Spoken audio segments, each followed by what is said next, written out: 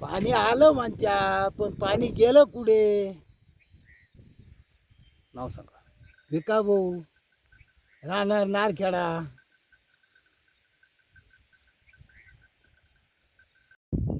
माझं नाव भाऊसाहेब मारुती जठार. पाटाला पाणी येतच नाही, मागच फोडून घ्या. एक दिवस येतं पुन्हा येतच नाही इकडे. माझं नाव वैभव ढाकणे. गेल्या 10 दिवसापासून खाली पाटाला पाणी चाललेलं आहे, पण खाली पाणी येतच नाही. आमच्या आजच्या पंजाच्या पिढ्या गेल्या, आमच्या काळात आत्ता पाणी आलं आहे, पण आम्हाला पाण्याचा लाभच भेटत नाही. आणि वरील जे बंधारेचे लोक आहे पाटाला खेटून, तर त्यांनी ऑलरेडी पाटकरी असून पण बारे खाली फोडून आणि पाणी येऊन देत नाही. तर कम से कम साहेबांनी याची दखल घेतली पाहिजे. आणि उर्वरित गावचे जे लोक आहे, त्यांनी नेते लोक आहे ना, साहेबाला चुकीची माहिती देत आहे.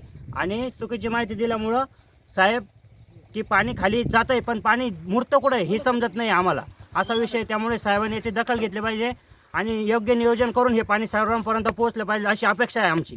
बस, धन्यवाद.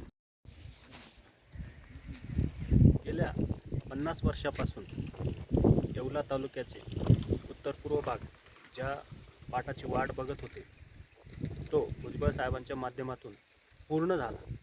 3 वर्षापासून पाटाला सलग पाणी सुटत आहे. ओव्हरफ्लोचे पाणी जे येत आहे, त्याच्यामध्ये सुरुवातीपासून जो फ्लो मिळतो आहे तो पूर्व भागात पोचतच नाही. त्याच्यामुळे या पूर्व भागातील शेतकऱ्यांनी सर्वांनी एकत्र येऊन भुजबळ साहेबांना आज समान पाण्याचं वितरण व्हावं याच्यासाठी निवेदन दिले आहे. आज परिस्थिती इतकी गंभीर आहे की पिण्याच्या पाण्याची सुद्धा सोय नाही आहे इकडे.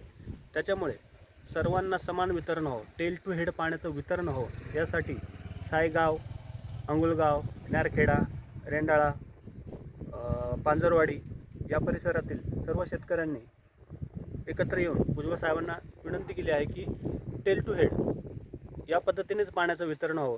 याच्यासाठी साहेबांनी प्रयत्न करून वरिष्ठ अधिकाऱ्यांना फोन करून पाणी पुढे नेण्याच्या सूचनासुद्धा केलेल्या आहेत. त्याबद्दल आम्ही साहेबांचे मनपूर्वक आभार मानतो.